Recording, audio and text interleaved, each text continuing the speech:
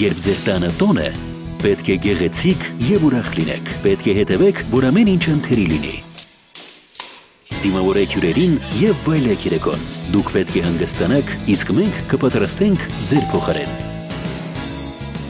Պատվիրեք համեղ ուտեսներ Grill Express-ից։ Grill Express, հյուրերը գոհ են, դուք երջանիկ։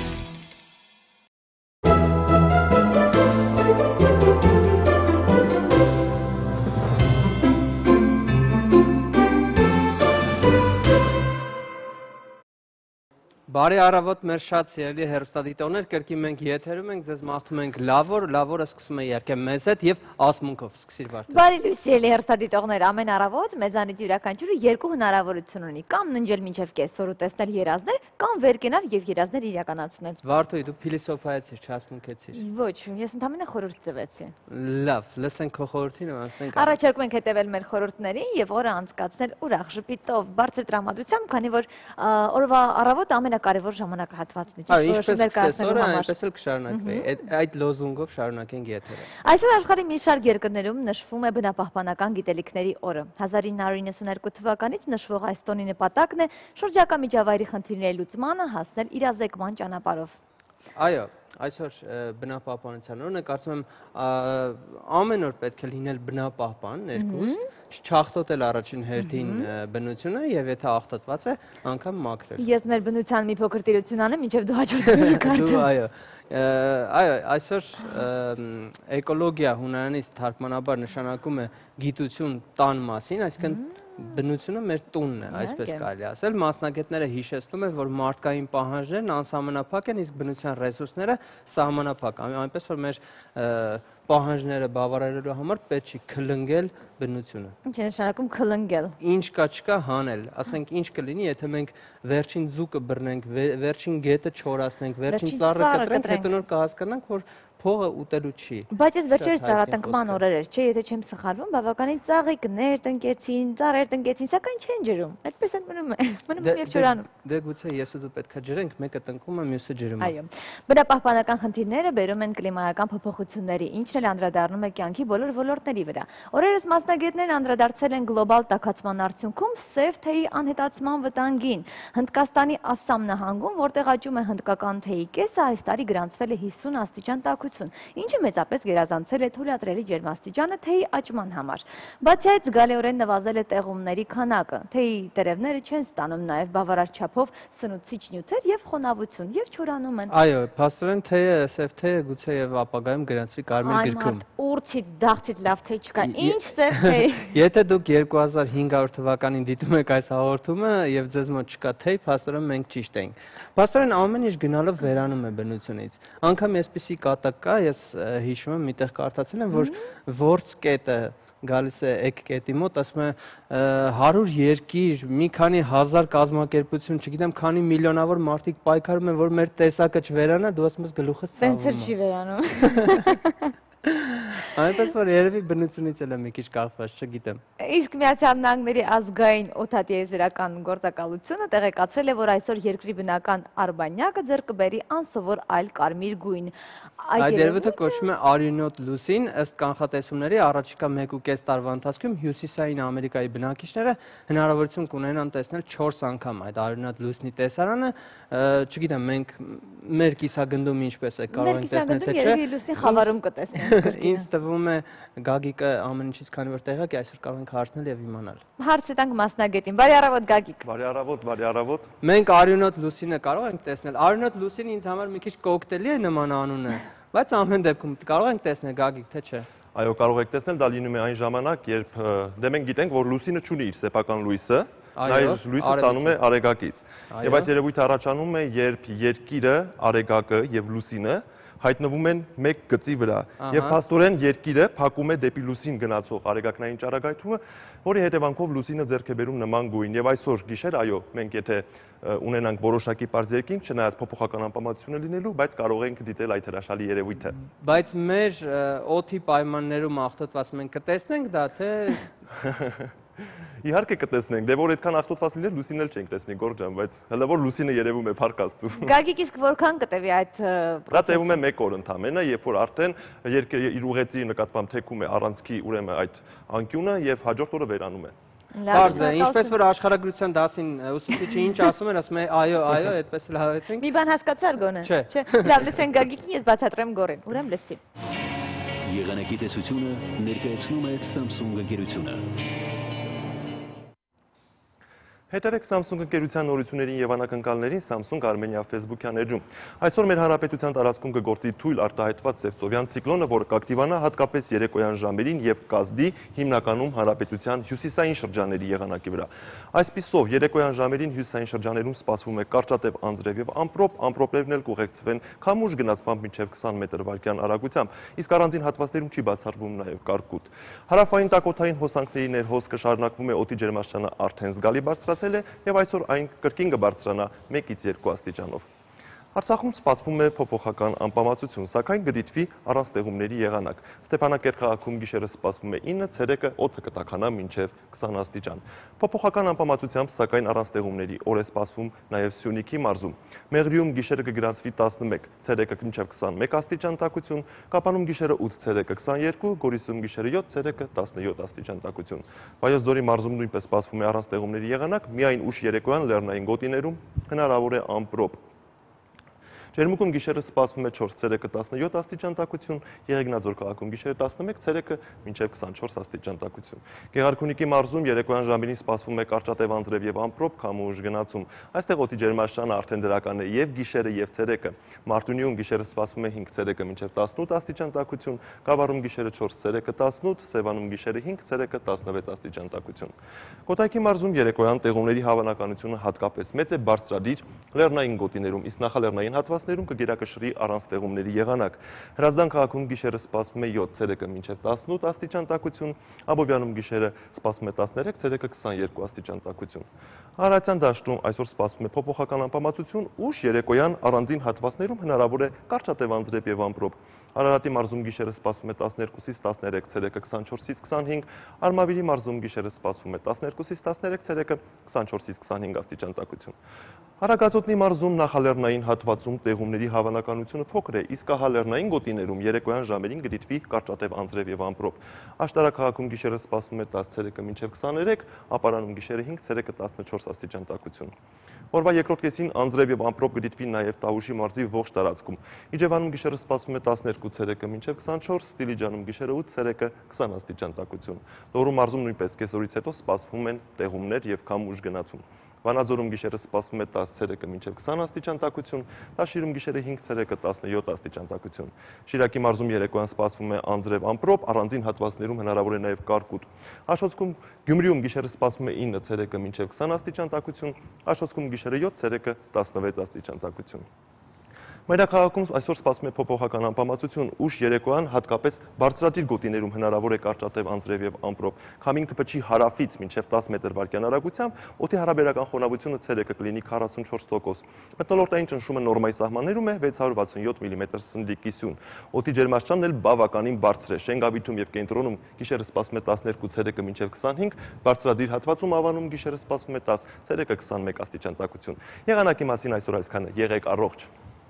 Ես խոսում եմ եւ լուսանկարում։ Ես նկարում եմ եւ խոսում։ Ես խոսում եմ եւ պտտում։ Ես խոսում եմ եւ պտտում։ Ես խոսում եմ եւ խոշորացնում։ Samsung Galaxy S4 Zoom։ Անցնենք մեր հերթական լուրերին։ Նիցայի մոտակայքում գտնվող Լեբար քաղաքում ապրիլի 21-ին կմեկնարկի նարնջի ամենամյա փառատոնը։ Աչքներս լույս լինի, նարնջն էլ ծաղկեց։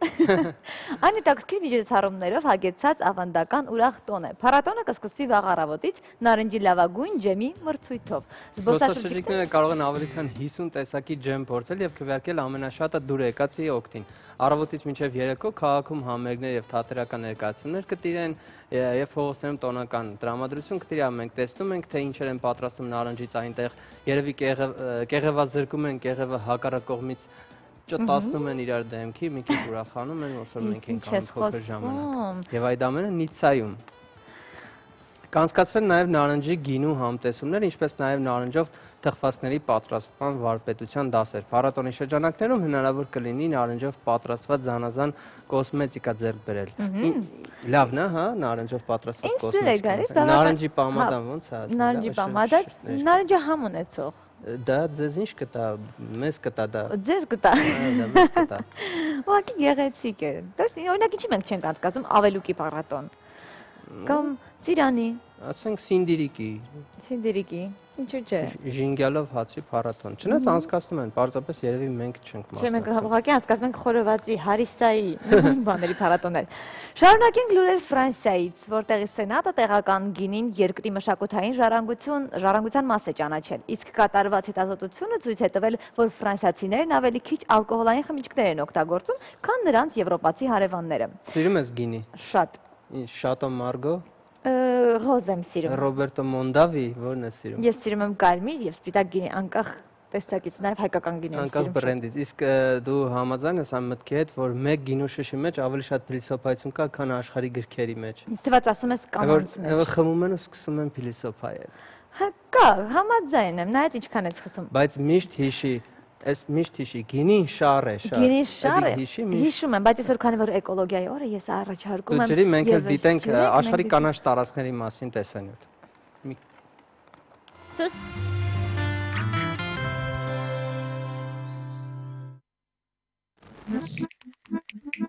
Բուսաբանական այգիներ կամ կանաչ թանգարաններ բաց երկնքի տակ, երկրագնդի ամենադրախտային ու կանաչ անկյունները հաջորդիվ։ Տարեկան 2 միլիոն զբոսաշրջիկ է այցելում Քյու թագավորական բուսաբանական այգիներ, տեսնելու բույսերի ամենալայն տեսականին աշխարհում։ Այստեղ աճում է ավելի քան 300,000 բուսատեսակ։ 121 հեկտար տարածք զբաղեցնող կանաչազարդ այս դրախտավայրն իրականում բուսաբանական այգիների եւ ջերմոցների մի ողջ համալիր է, որը տեղակայված է Լոնդոնի հարավ-արևմտյան թաղամասում։ Քյու բուսաբանական այգիներն արդեն 255 տարեկան են։ Դրանք հիմնադրվել են 1759 թվականին։ Այգին նաև համաշխարհային ճանաչում ունեցող բուսաբանական գիտահետազոտական ինստիտուտ է, ունի ավելի քան 700 աշխատակից։ Այս ամենից զատ Քյու բուսաբանական այգիների տարածքում ՅՈՒՆԵՍԿՕ-ի կողմից հաշվառվել է առաջին աստիճանի 4 եւ երկրորդական նշանակության 35 շինություն՝ Թագուհի Շարլոտայի քոթեջը, Քյուի պալատը, Դեվիսի ալպիական տնակը, ճապոնական դարպասները, Շիրլի Շերվուդի պատկերասրահը։ 2003 թվականին Քյու թագավորական բուսաբանական այգիները պաշտոնապես գրանցվել է ՅՈՒՆԵՍԿՕ-ի համաշխարհային ժառանգության ցուցակում։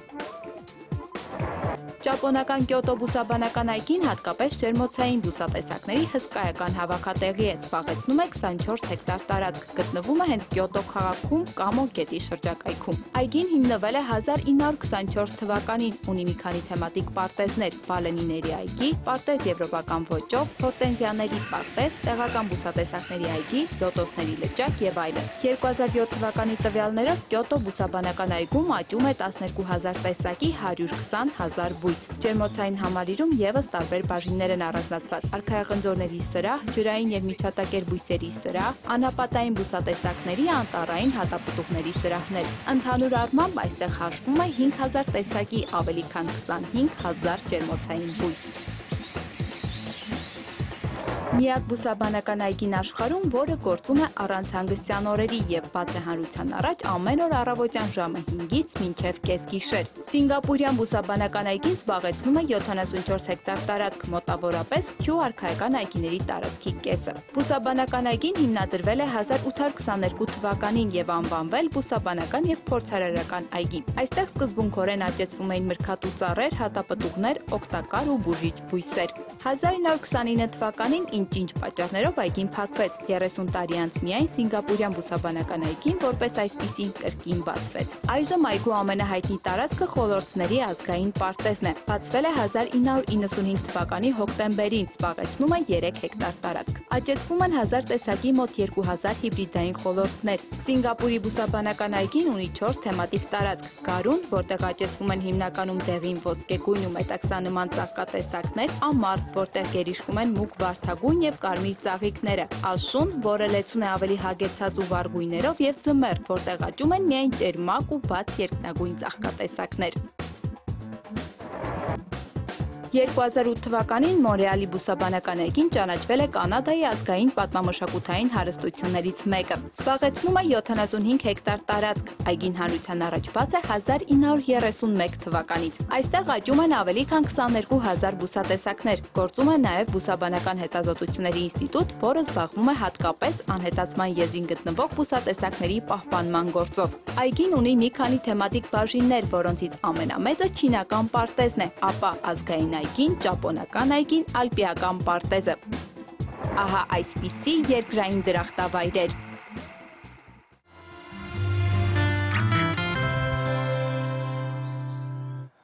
Քանի որ եղանակները տաքացել են, կարող եք վերցնել աջալները եւ գնալ բուսաբանական այգի պիկնիկ անել։ Մի քիչ ջրեք եւ տիրություն անեք բուսաբանական այգու բույսերը։ Մինչեւ գովազդ լինի, մի քիչ ջրի չորացավ արդեն։ Գովազդ մեր եթերում։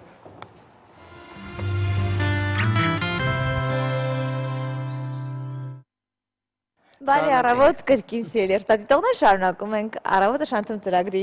հրաշալի եթերը։ Այո, շարունակում ենք Վարդուհի։ Իսկ Լոնդոնում ապրիլի 15-ը նշվում է որպես առաջին Միս Աշխարհ մրցույթի անցկացման տարեդարձ։ Միջազգային գեղեցկության մրցույթը Լոնդոնում ծնունդ է առել ավելի քան կես դար առաջ 1951 թվականին։ Իդեպ Միս Աշխարհ մրցույթի գաղափարը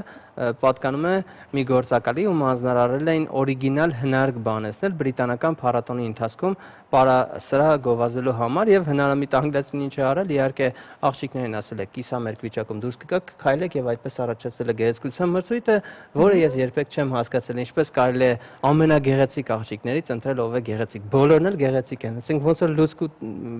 ծաղիկների միջից տոպը բացես ասես այս բան հատիկներից որն է ավելի բարակ, որն է սիրուն։ Բոլորը միանման սիրուն են։ Ամենագեղեցիկ ծաղիկը որն է։ Իհարկե վարդը։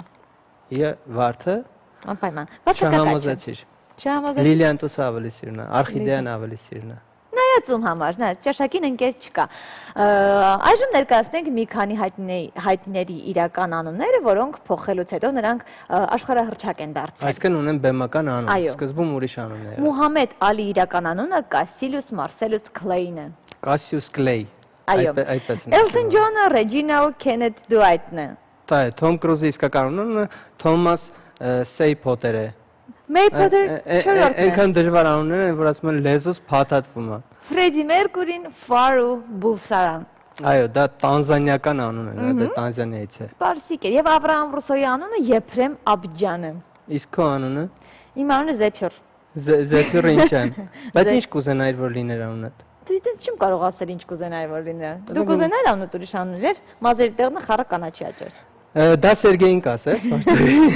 Նրա մոտ արդեն այդպես է։ Փոքր ժամանակվանից միշտ ուզեցել եմ իմ անունը լինի Ալեքս Գամբիտ։ Չգիտեմ։ Իսկապես Գամբիտ, որ ձեր պապերը որտեղից են որ Գամբիտ կուզեիր անունը։ Պապերս հեչ, Արևմտյան Հայաստանից են, դա կապ չունի, բայց պարզապես այսպես Գամբիտը տպավորվել էր ինձ մեծ շախմատից երևի, չգիտեմ։ Լավ, այս պայն առաջարկում ենք միանալ մելոդիկային եւ լսել լավ երաժշտություն։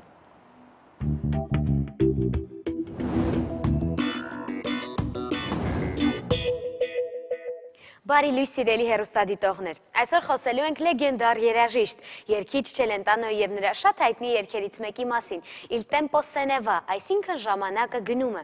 Ադրիանո Չելենտանոն իտալացի երգիչ է, երգահան, կինոդերասան, կատակերգու, կինոռեժիսոր, հեռուստահաղորդավար եւ հասարակական գործիչ։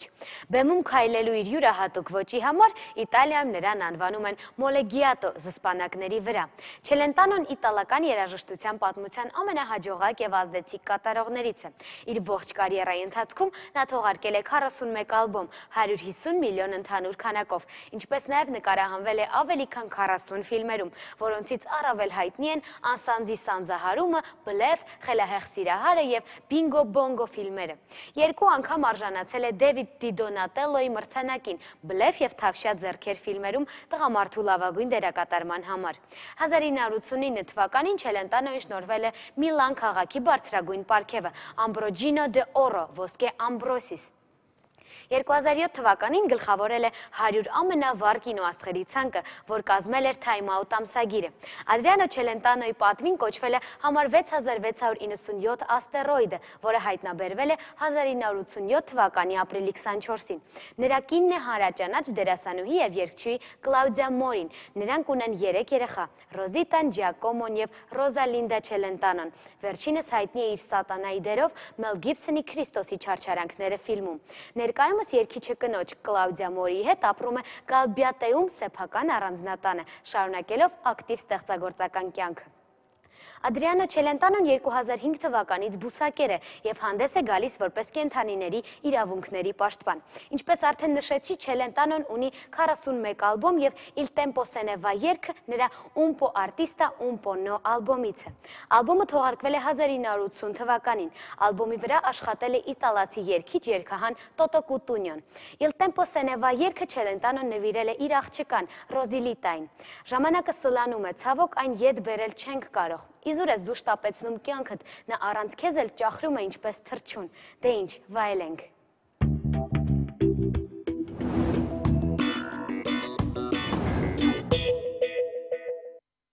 Պատահական չէ, որ այսօր Չելենտանո լսեցինք, որովհետև եթե Չելենտանոն իմանար, որ այսօր Ալլա Պուգաչովայի ծննդյան օրն է, այս գեղեցիկ երգը կնվիրեր նրան։ Կանացի լոգիկա։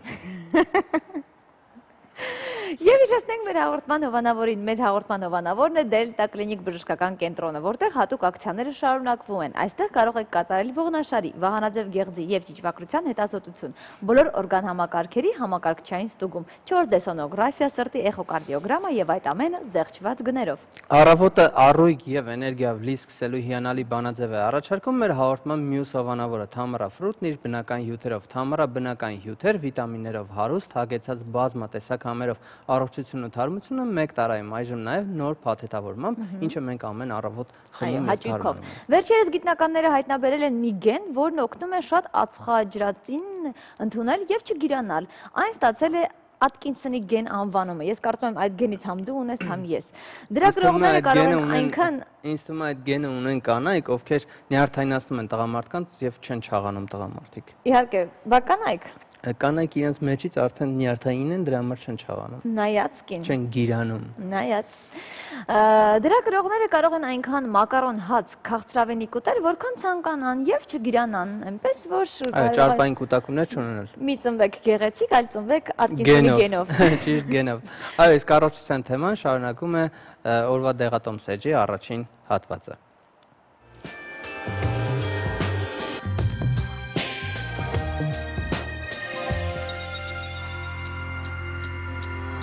Բարի լույս, առողջությունը հետ բերելը հեշտ գործ չէ, սակայն այն պահպանելը բավական հեշտ է, եթե տեղեկացված ենք։ Հենց այդ նպատակով էլ մենք ամեն առավոտ Դելտա կլինիկ բժշկական կենտրոնի մասնագետների հետ խոսում ենք առողջությունը պահպանելու եղանակների մասին։ Այսօր մեր ուշադրության կենտրոնում հեպատիտ C-ն է իր տարատեսակներով, իսկ զրուցակիցս բժիշկ գաստրոենտերոլոգ Նինա Մուրադյանն է։ Բարի լույս։ Բարի լույս։ Ինչ հիվանդություն է հեպատիտ C-ն։ Հեպատիտ C-ն դա վիրուսային հիվանդություն է, որը փոխանցվում է հիվանդ մարդուց առողջ մարդուն, որը հիմնականում ախտահարում է լյարդը։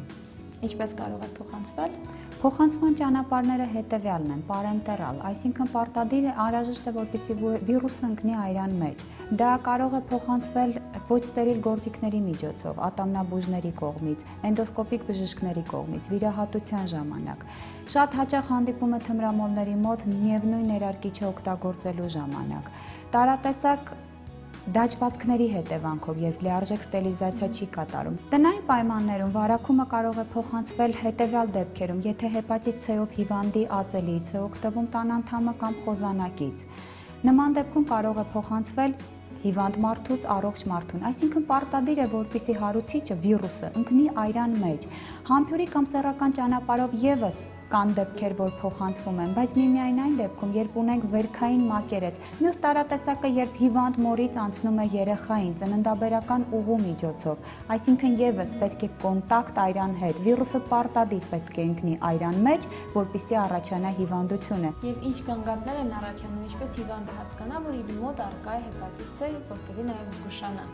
Ցավը կանում է նրանում, որ մարդ 10 տարի կարող է ունենալ հեպատիտ C եւ տեղյակ չլինի այդ մասին, որովհետեւ էական գանգատներ չեն ունենում։ Դրա համար այն շատ տարածված է։ Ներկայումս մեծ տենդենց կա հեպատիտ C-ով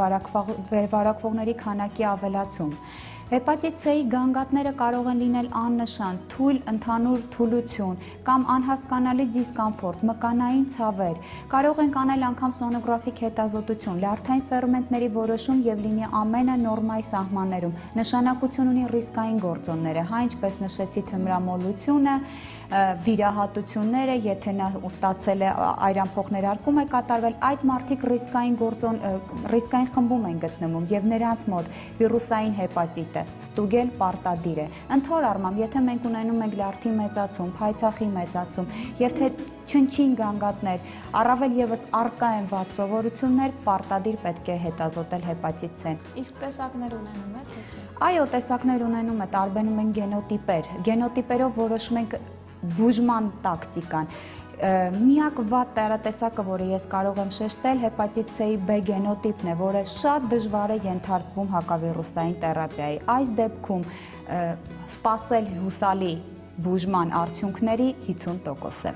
Բուժման ինչ եղանակներ կան, որպեսզի կարճատև լինի հեպատիտ C-ի տևողությունը, եթե իհարկե գիտենք։ Վիրուսային հեպատիտ C-ի հիմնական բուժումը դա հակավիրուսային թերապիան է եւ ցանկալի է սկսել վաղ շրջանում, որպեսզի իմունիտետը ընկճված չլինի։ Հիմնական հակավիրուսային թերապիայով կարող ենք հասնել արդյունքի, եթե մարդը կազդուրված վիճակում է, ունի բարձր իմունիտետ եւ իդեպ նշեմ, որ հեպատիտ C-ն բուժելի է, եթե ժամանակին սկսենք բուժումը։ Շնորհակալություն, մենք խոսում ենք բավական ծանր հիվանդության մասին բժիշկ գաստրոենտերոլոգ Նինա Մուրադյանի հետ։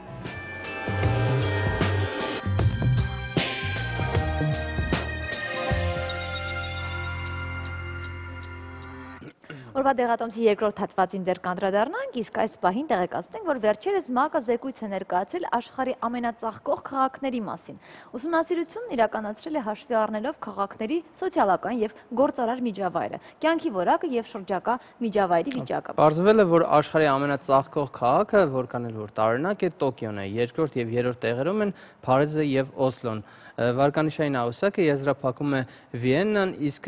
Տորոնտոն եւ Նյու Յորքը զբաղեցրել են ծաղկող քաղաքների ցուցակի 8-րդ եւ 9-րդ հորիզոնականները։ Ճիշտ է, մեր քաղաքը չկա այդ ցուցակում, բայց ցավալի է։ Իսկ մեզ մոտ ամենածաղկած տենց քաղաքը ո՞րն է։ Քաղաքը չգիտեմ, բայց ինձ թվում է մարզը, Տավուշի մարզը։ Դիլիջանի անտառները գոնե խիտ են։ Ծաղկաձորը, գոնե։ Ծաղսաձորը։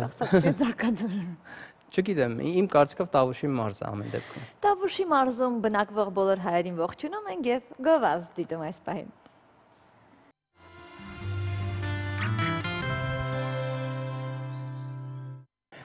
Շարունակում եմ մեր էկո եթերը, սիրելի հեռուստադիտողներ, քանի որ այսօր բնապահպանության օրն է, ծաղիկների ջրի չորացավ Վարդուի արդեն։ Ահա։ Սիրելի հեռուստադիտողներ, միակ ուտեստը, որ ռեստորանում պահանջում են, որ նավսյակի սկզբում վճարես, որտեղ ուտելուց հետո կարող է ի վիճակի չլինես վճարել, դա սունկն է։ Ինչի մասին այսօր Սունկը միակ ուտեստն է, որը փոխարինում է մսին նաև։ Գուցե, որակի հետքերով էջը անդրադարձել է սնկին, կարծում եմ օգտակար նորություններ կիմանանք այնտեղից դիտենք։ Դիտենք որակի հետքերով էջը։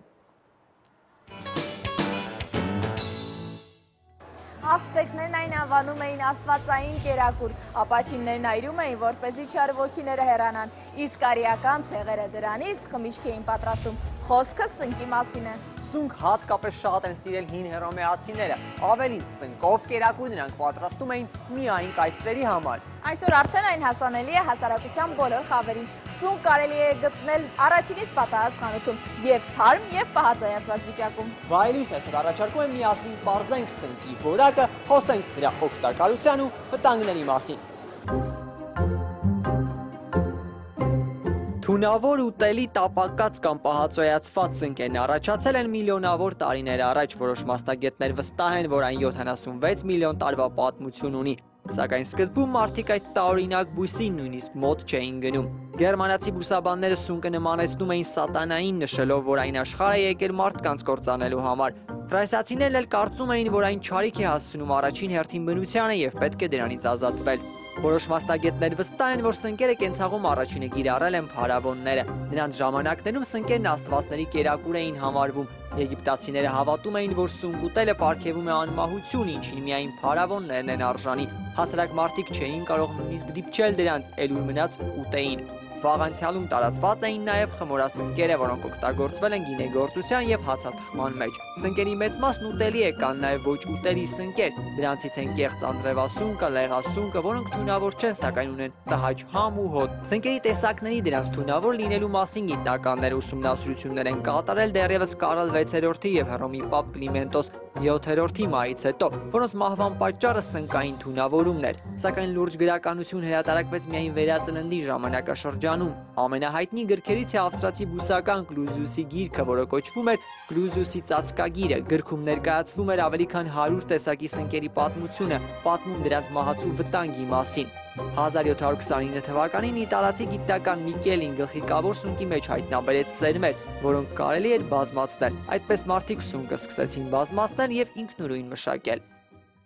Աշխարհում հայտնի է սնկի ավելի քան 100,000 տեսակ, որոնք առավելապես տարածված են Եվրոպայում եւ Հյուսիսային Ամերիկայում։ Հայաստանի Հանրապետության տարածքում աճող ուտելի սնկերից քչերն են կիրառվում մեր սննդում, որը պայմանավորված է մեր ժողովրդական սովորություններով։ 100 գրամ սունկը պարունակում է 15 կիլոկալորի, այն հարուստ է մանրաթելերով, B եւ D վիտամիններով, ինչպես նաև կալիումով, ֆոսֆորով եւ ցինկով։ Իրականում թվում է այսքան օգտակար նյութեր պարունակող մթերքը դժվար առաջացնի առողջական խնդիրներ, բայց սա միայն առաջին հայացքից։ Հիմա բարձենք ինչ հարցեր ունեն սպառողները սնկի որակի հետ կապված։ Սունկը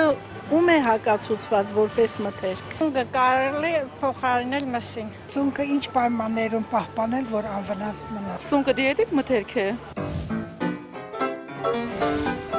Աշխարհի ամենաթանկ սունկը կոչվում է սպիտակ տրյուֆել։ Շատ դժվար է որոշել դրա 1 կիլոգրամի գինը, քանի որ այս սունկը վաճառվում է աճուրդների ժամանակ։ Օրինակ 2004 թվականին 850 գրամանոց տրյուֆելը գնվել է 28000 ֆունտ ստերլինգով։ Գնողը հույս ունենալով, որ կարող է բազմացնել, այն դրել է հողի մեջ։ Սակայն հաջորդ տարի ստիպված է եղել վերադարձնել դրա մնացորդները սունկի հայրենիք Տոսկանը։ Իսկ 2007 թվականին 750 գրամ տրյուֆել սունկը գնվել է $209,000։ Այս սունկի հետ նախորդի նման ոչ մի վատ դեպք չպատահեց։ Սունկը բարեհաջող պատրաստեցին եւ ճաշակեցին յուրահատուկ տրյուֆելային բանկետի ժամանակ։ Սպառողների հարցերին պատասխանում է գաստրոենտերոլոգ Աննա Մարտիրոսյանը։ Բարի լուսանն։ Աննա, սիրում եք սունկ ուտել, թե ոչ։ Շատ, սունկը իմ սիրելի ուտեստներից մեկն է։ Ասում են կարելի է սունկը փոխարինել մսին, արդյոք այդպես է։ Հա, սպիտակուցների պարունակության առումով սունկը համարվում է անտառային միս, այդպիսի արտահայտություն կա, քանի որ սպիտակուցների պարունակության առումով ինքը նույնիսկ 30%-ով գերազանցում է մսամթերքը։ Այսինքն լիովին կարելի է միս չուտել, ուտել սունկ։ Կարելի է։ Հատկապես այն մարդկանց, ովքեր որ մսից հրաժարվել են, այսինքն բուսակերներ են,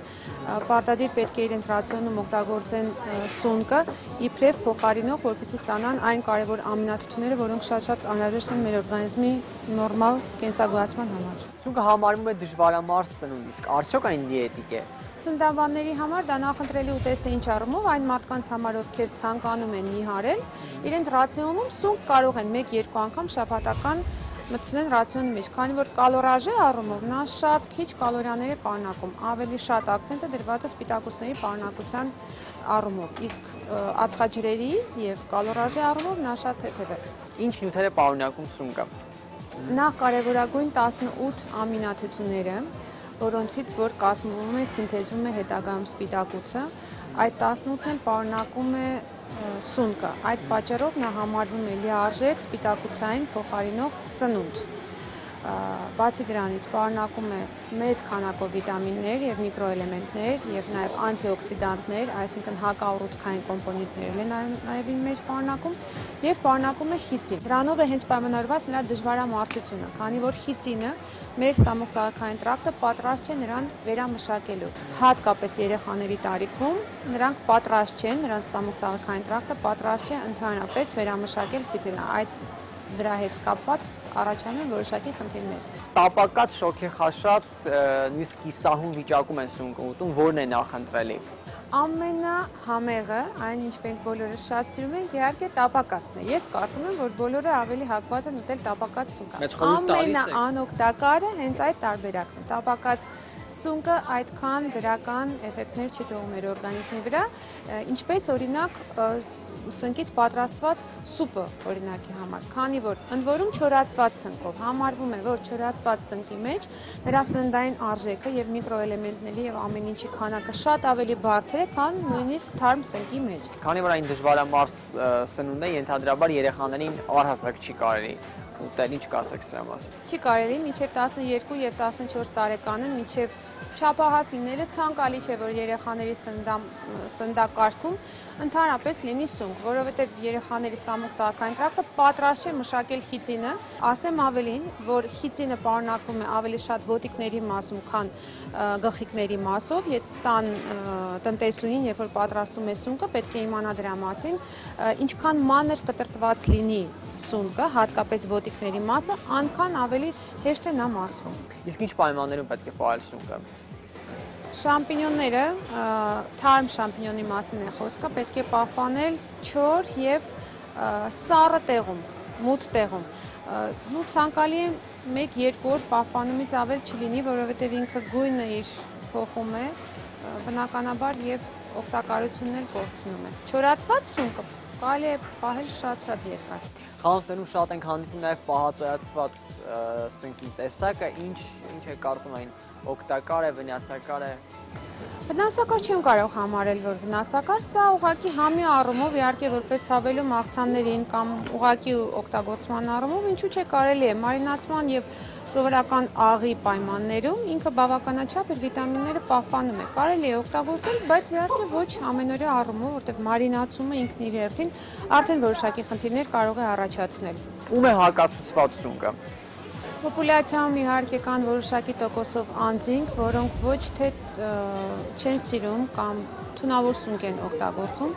առհասարակ բոլոր տեսակի սնկերի նկատմամբ ունեն անտանելիություն։ Դա պայմանավորված է հատուկ ֆերմենտի բացակայությամբ, որը որ անհրաժեշտ է սնկի նյութը տրեգալոզան մարսելու համար։ Սունկը ինչի հետ է անհամադրելի, որ մթերքներն են, որ պետք է բացառել սունկով։ Այն պետք չէ համադրել շատ խառը ուտեստների հետ, խառը աղցանների հետ, ձկի հետ, կատնամթերքի հետ։ Եթե նախապատվությունը տրվում է սնկային ուտեստին, ցանկալի է իրան շատ խառը սնունդների հետ չօգտագործել, այն պատճառով, որ ինքն իրեն արդեն ծանրաբեռնում է ստամոքսահարքային տրակտից, եթե մենք օգտագործենք բավականին խառը մթերքներ, հատկապես կատնամթերք, մեր մոտ կարող են առաջանալ որոշակի դժգոհություններ եւ բարդություններ։ Սնկերը ոչ բուսական, ոչ էլ կենդանական մթերք է համարվում։ Միևնույն ժամանակ այն մսի լավագույն փոխարինողն է։ Սնկերը չեն պարունակում շաքար եւ ճարպեր։ Մասնագետները խորհուրդ են տալիս օգտագործել շաքարային դիաբետով հիվանդներին։ Սնկերում պարունակվող ցինկը ակտիվացնում է նաեւ մեր իմունային համակարգը։ Ասում են տարվա հենց այս սեզոնը սնկի սպառման ամենաակտիվ շրջանն է, իսկ ինչ ճանապարհ է անցնում սունկը մինչև սպառողին հասնելը, կպարզենք հենց հիմա Դոնարա Կոստանդյանի հետ։ Բարի լույս տիկին Դոնարա։ Բարի լույս։ Հիմնականում Հայաստանում որ տեսակի սնկերն են աճեցնում։ Հիմնականում ինչպես Հայաստանում, այնպես էլ ամբողջ աշխարհում սպառողներին հասցվում է շամպինյոն տեսակի սունկը, իդեպ ասեմ, որ ֆրանսերենից շամպինյոն բառը հենց սունկ է նշանակում։ Շամպինյոն կարելի է աճեցնել տարբեր պայմաններում, փոքրիկ նկուղներում, փոքրիկ տարածքներում, կից սեփական տներին, բայց իհարկե որակյալ, իդեալական որակի ցուցանիշներով շամպինյոնները աճեցվում են հատուկ գործարաններում եւ հատուկ պայմաններում։ Սնկի արտադրությունից միջև սպառողին հասնելը ընդամենը մեկ ձեռք է կպչում սնկին, այն էլ ձեռնոցով, այսինքն քաղվում է սունկը, միանգամից դրվում է համապատասխան տարաների մեջ, կշռվում եւ արդեն ուղարկվում սպառողին։ Ես որպես սպառող, ինչպես հասկանամ, ինձ վաճառել են գործարանում նորմալ պայմաններում աճեցված սունկ, թե նկուղներում աճեցրած սունկ։ Նախ արտաքին տեսքը արդեն հուշում է շատ բանի մասին։ Գնեք այն սունկը, որը ունի գեղեցիկ, սպիտակ, առողջ տեսք։ Այնուհետև կարող եք հոտ քաշել։ Տեսեք, կարող եք փորձել նոր եւ թարմ սունկը ունի շատ ախոր ժաբեր եւ սնկին յուրահատուկ հոտ։ Երբ այն մի փոքր հին է կամ չի համապատասխանում ստանդարտներին, ապա հոտը կարող է տհաճ լինել։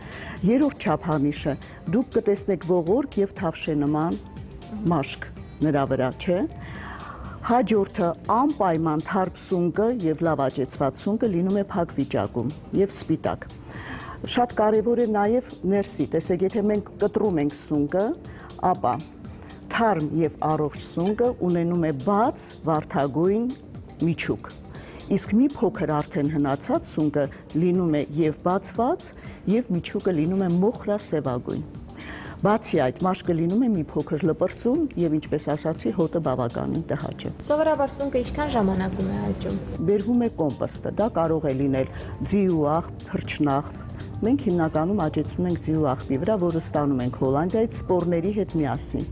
Ախտահանված դարակների վրա փռվում է այդ շերտը, կոմպոստը սպորի հետ միասին։ Այնուհետև ջրման միջոցով եւ համապատասխան խոնավության CO2-ի քանակի պայմաններում սկսում է սունկը աճել։ Սպորների կոմպոստի փռումից միջև սնկի ստացումը տևում է մոտավորապես 19-ից 21 օր։ Այսինքն մեր Հայաստանում ջերմոցներում աճեցվող սնկերի հիմնական սպորները ներկրվում են արտերկրից։ Այո, եթե դրանք բարձրորակ են, հիմնականում Հոլանդիայից, որտեղ ինչպես գիտեք, Հոլանդիան համարվում է հենց սնկի աճեցման եւ լավագույն նորագույն տեխնոլոգիաների հայրենիքը, այսպես ասած։ Ինչ տարբերություն ջերմոցում աճեցված սնկերի եւ անտառում աճող սնկերի միջև։ Բնականաբար այնինչ բնության մեջ է, շատ ավելի հարուստ է համապատասխան վիտամիններով եւ օգտակար նյութերով, որոնք պարունակում են ընդհանրապես բոլոր տեսակի սնկերը։ Սակայն այստեղ կա մեկ նրբություն։ Հնարավոր է շփոթել օգտակար սունկը թունավոր սունկի հետ առաջինը եւ երկրորդ ապրանքային տեսքը, պահպանման ժամկետները խիստ տարբեր են։ Այնինչ աճեցվում է գործարանային պայմաններում, անցնում է որոշակի պրոցեսներ, որը նրան հնարավորություն է տալիս երկար ժամանակ պահպանել սառեցման միջոցով, համապատասխան։ Առավելագույն պահպանման ժամկետը ինչքա պետք է։ Առավելագույն պահպանման ժամկետը ցանկալի է պահպանել 12-ից 15 օր։ Բայց ես խորհուրդ կտամ սունկը, եթե ցանկանում եք ինչ-որ ժամկետ, նույնիսկ 6-7 ամիս պահպանել, պարզապես երբ որ օգտագործում եք, մնում է ինչ-որ մի փոքր քանակ, արագ լվանալ հոսող ջրի տակ, իդեպ ասեմ, որ երկար ժամանակ սունկը ջրի տակ պահելը կամ ջրի մեջ լցնելը, այնինչ անում են մեր տնտեսուհիները, ճիշտ չէ։ Պետք է արագ լվանալ հոսող ջրի տակ, ապա ոտիկը առանձնացնել գլխիկից եւ առանցին փոքրիկ խաշ տալով ոտիկները առանցին, այսպես, որովհետեւ նրանք մի փոքր ավելի երկար են եփվում, գլխիկները առանցին, առանց աղի փոքրիկ խաշ տալուց հետո փոքր չափաբաժիններով ամենօրյա օգտագործման համար դնել սառցախցիկ, որը ընդհանրապես կոնցենտրանտ չի պահանջում, պահպանում է իր համեղ եւ գեղեցիկ տեսքը եւ հենց անհրաժեշտության դեպքում շատ արագ կարող է վերացնել։ Քանի օր կարող ենք այդպես պահպանել։ Մինչև 6 ամիս ես փորձել եմ եւ հրաշալի արդյունք է։ Մի գաղտնիքի մասին եւս, եթե ցանկանում եք սունկը պահպանի իր առողջ սպիտակ տեսքը, անհրաժեշտ է խաշի ժամանակ վերջում արդեն ավելացնել մի քանի կաթիլ կիտրոնի հյութ։ Եվ եթե ես խանութից գնում եմ այսպիսի տարայով ու փաթեթավորմամբ սունկ, հենց այսպես էլ պահպանեմ սառնարանում մինչև օգտագործել, թե անմիջապես դատարկեմ տեղափոխել։ Չէ, կարող եք պահպանել, որովհետև տարայի հենց վրական համապատասխան անցքեր արված, որը գոլորշիացումը արագացնում է եւ սունկը բավականին լավ պահպանում է իր տեսքը։ Դարձյալ կարող եք 1-2 անցք անել եւ պահել սառնարանում։ Շամպինյոն սնկերը մեծ քանակությամբ ամինաթթուներ են պարունակում լիզին, արգինին, որոնք նպաստում են հիշողությանը, սեռական ֆունկցիայի բարելավմանը։ Տարբերում են վայրի սնկերի 3 խումբ՝ խողովակավոր, թիթեղավոր, պարկավոր։ Իդեպ 100 գրամ սնկի մեջ պարունակվում է ավելի շատ ֆոսֆոր, քան նույնքան ծովամթերքում։ Կանադացի մի բնակիչ զբոսնելիս գտնում է 26 կիլոգրամ կշռող սունկ, որը մինչ այժմ գտնված ամենամեծ սունկն է եւ ներկայացված է Գինեսի ռեկորդների գրքում։ Մեծ թե փոքր սունկ, արդյոք դա կարևոր է համեղ ուտեստ պատրաստելու համար։ Պարզենք հենց հիմա։ Ինչ համեղ ուտեստ կարելի է պատրաստել սնկով մեզ կօգնի պարոն Մամուլյանը, պարոն Մամուլյան, բարի լույս։ Ինչ ենք պատրաստելու։ Պատրաստելու ենք սունկը թթվասերի սոուսով, շատ արագ պատրաստվող ուտեստ է եւ կարծում եմ նաեւ եթե ասում ենք բարի լույս, ապա նախաճաշին կարելի է այդպես 12-ի մոտ ճաշակել այս ուտեստը։ Ինչ է մեզ անհրաժեշտ։ Անհրաժեշտ է սունկ, համքեղ, թթվասեր, ալյուր, ձետ եւ աղ եւ լավ տրամադրություն, սեր եւ հոգու ջերմություն, ուրիշ ոչինչ։ Ամեն ինչ մենք ունենք, մնում է պատրաստենք։ Սկսեցինք։ Քանի որ հաղորդաշարը որակի հետքերով է կոչվում, ես ուզում եմ նաև ընդհանրապես ցույց տալ սնկի որակական հատկանիշները թող իմանան։ Սունկը եթե այս մասով ոտիկի մասից բացված է, ուրեմն որակը արդեն զիջում է, արդեն ծեր է։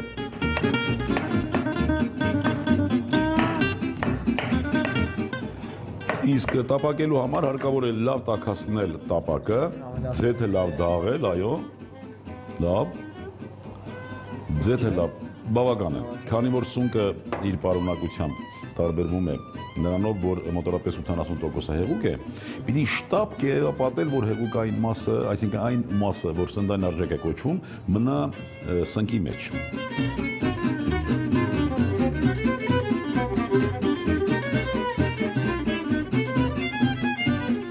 Յուրաքանչյուր սնունդ պիտի լինի օգտակար, ոչ թե անվնաս, այլ օգտակար։ Հայկական խոհանոցում շատ կան սնկով ուտեստներ։ Իհարկե, շատ ու շատ։ Այս ուտեստը կոչվում է ոչխարասունկ եւ ընդհանրապես մենք այն երջանիկ ազգերից ենք, որ Արարիչը մեզ պարգևել է մի լավ բնաշխարհ, որտեղ կան շատ առատ բնամաթերքներ եւ դրանով պատրաստվելիքը արդեն մնում է մեր տեխնիկայի խնդիրը։ Տեսեք, շատ քիչ տապակվեց։ Արդեն պատրաստ է։ Արդեն համարյա պատրաստ է։ Հիմա մի քիչ արուր ենք բովում միասին։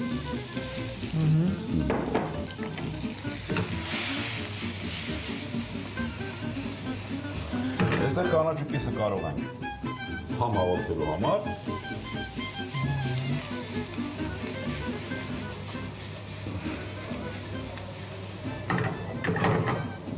Թթվասեր և ուտեստը արդեն պատրաստ։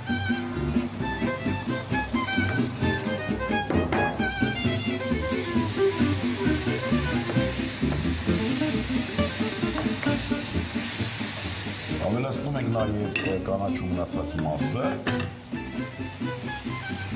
և ուտեստը պատրաստ է։ Պարոն Մամուլյան, սնկով ուտեստները օրվա որ ժամին են ավելի նպատակահարմար։ Սունկը կարելի է նախաճաշին օգտագործել, դյուրամարսել և նախաճաշ որպես շատ հարմար ուտեստ է։ Ահա թեթև այսպես նախաճաշիկը, այսպես ասենք, պատրաստ է արդեն, օգտագործեցինք ուղղակի սունկ, թթվասեր, ալյուր, աղ և համքեղ։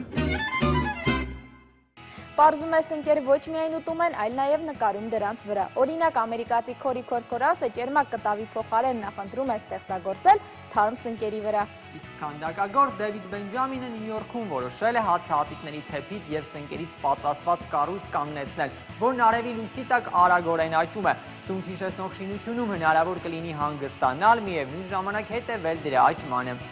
Այսօր այս կանը սնկի մի քիչ օգտակար, մի քիչ վտանգավոր, մի քիչ էլ տարօրինակ հատկանիշների մասին։ Իսկ դուք շարունակեք հետևել մեզ նաև Շանթի պաշտոնական կայքեջում և գրեք մեզ նամակներ մեր Facebook-յան էջին։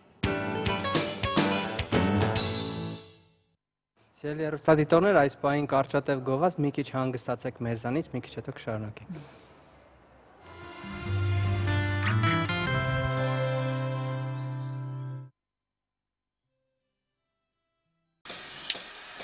Երբ ձեր տանը տոն է,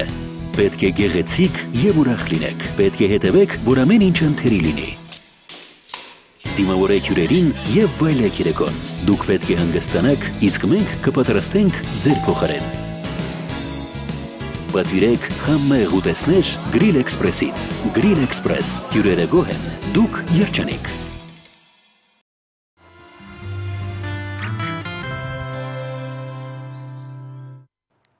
Ահագրկին վերադարձանք և շարունակում ենք։ Ինչ է վերջին 50 տարիների ընթացքում մարդը ոչնչացրել երկիր մոլորակի վրա։ Վերջին 50 տարիների ընթացքում մարդը վերացրել է խոշոր ձկների համաշխարհային պաշարի 90%-ը։ Որսալով ուտելի ձկներ մենք ամեն տարի 27 տոննա ոչ կենսունակ կենդանատեսակներ ենք նետում հետ։ Որոշ շրջաններում ծովի հատակը այնքան է լցված ուրկաններով, որ այնտեղ էլ ոչ մի կենդանական տեսակ չի ապրում։ Վերջին 50 տարիների ընթացքում մարդը վերացրել է համաշխարհային անտառի 70%-ը։ Մնացած անտառների մոտ 30%-ը մասնատված են եւ դեգրադացվում են, իսկ հատման աշխատանքները տարեկան կազմում են 50 քառակուսի կիլոմետր։ Վերացվել է ավելի քան 45,000 լիճ։ Ամեն տարի քիմիական գործարանները արտանետում են 70,000 տոննա տարբեր օրգանական միացություններ եւ դրանց քանակը ամեն տարի ավելանում է 1000 նոր տեսակներով։ Վերջին 50 տարիների ընթացքում մարդը վերացրել է բոլոր տեսակի թռչունների 1/4-ը, մնացածի 11%-ը վերացման եզրին են։ Վերացման եզրին են նաեւ բոլոր կաթնասունների 18%-ը, ձկների 5%-ը, իսկ բույսերի 8%-ը։ Եկեք այս պայն կանաչ Երևանի մասին տեսանյութ դիտենք, այնուհետև կզրուցենք հյուրի հետ։ Կարծում եմ տեսանյութը շատ կարճ կլինի կանաչ Երևանի մասին։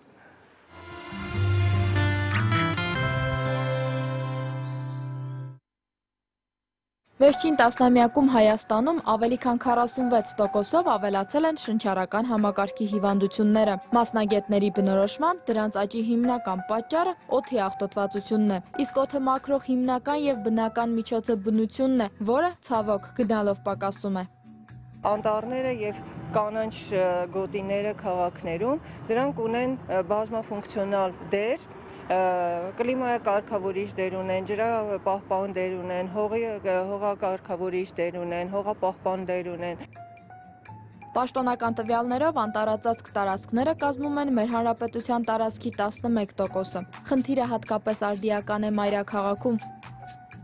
Եթե Երևանը միշտ համարվում էր չոր գոտի, որտեղ կիսանապատային գոտի է եւ այստեղ երբեք մառախուղներ չեն եղել, վերջի 10 տարիների ընթացքում մենք նկատում ենք, որ ձմռան շրջանում մեր մոտ ամիսներով մառախուղ է լինում, դա էլ հենց կլիմայի փոփոխության հետ կապված է, որ փաստորեն կլիման Երևանում կտրուկ փոխվել է եւ դա պայմանավորված է հենց կանաչ զանգվածի պակասությամբ։ ԱՊՀ եւ եվրոպական երկրներում մեկ շնչին ընկնող կանաչ տարածքը կազմում է 2,9 հեկտար։ Հայաստանում այն մոտ 0,1 հեկտար է, այսինքն Հայաստանի բնակիչը 29 անգամ պակաս թթվածին է ստանում։ Մոդայիկ է դարել կառուցապատումը, սրճարաններ, կաֆեներ, քաղաքաշինություն, ու դա արվում է չգիտես ինչի կանաչ գոտիների հաշվին։ Միայն 1992-ից 1995 թվականներին Երևանի հարակից տարածքներում ոչնչացվել է ավելի քան 1300 հեկտար անտառ։ Թեև համեմատաբար քիչ, սակայն ծառահատումները շարունակվում են նաև այսօր, շատ դեպքերում բնակիչների անտարբերության հետևանքով։ Յուրաքանչյուր ընտանիք 10-ից 15 խորանարդ մետր տարեկան, այսինքն սեզոնին օգտագործում է վառելափայտ, կարող է գյուղական բնակչության վրա բազմապատկել տեսնել ինչքան է դա ստացվում, դա մի քանի անգամ գերազանցում է այն նորման, որը թույլ է տալիս պետությունը։ Աղտոտողը բնականաբար Հայաստանի Հանրապետության քաղաքացին է հիմնականում, սակայն պատկան մարմինները չեն գտնվում ազգային այն բարձր մտածելակերպի վրա, որ կարողանան չեզոքացնեն մարդկության պատճառած վնասը բնությանը։ Մենք ունենք խիտ նորքի անտառներ, այսօր 2.5 ծառ չեք գտնի այդ տեղում։ Նոր ինչ-որ տնկումներ են անում, դրանք այդքան էլ արդյունավետ չեն, որովհետև կամ այրում են, կամ վնասում են։ ՀՀ քաղաքացին ավելի շատ է աղտոտում, քան Սփյուռքից ժամանած։ Նաև դեպքերի ականատես եմ ես եղել, երբ Սփյուռքից ժամանած հայորդուն հարցրեցի ինչի ես նետում աղբը գետնին, ասաց ես եկել եմ Հայաստան։ Համակարգչային նոր քարտեզի վրա պարզ երևում է Հայաստանում վերջին տասնամյակների ընթացքում կանաչ տարածքների նվազման պատկերը։ Նույն տեմպերով բնությունը ոչնչացնելու դեպքում 3 տասնամյակ անց մեր երկիրը կվերածվի անապատի։ 90-ականներին անգամ Երևանն այսպիսին էր, այսօր այսպիսի ծառերով հարուստ տարածք դժվար է գտնել։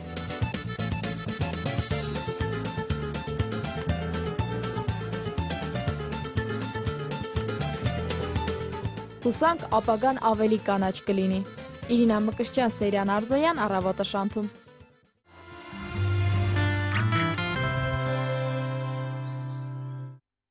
Այսօր այս բոլոր խնդիրների շուրջ կխոսենք աշխարհագրական գիտությունների դոկտոր պրոֆեսոր Մանկավարժական համալսարանի էկոլոգիայի եւ կայուն զարգացման ամբիոնի վարիչ Կարինե Դանելյանի հետ։ Բարի առավոտ։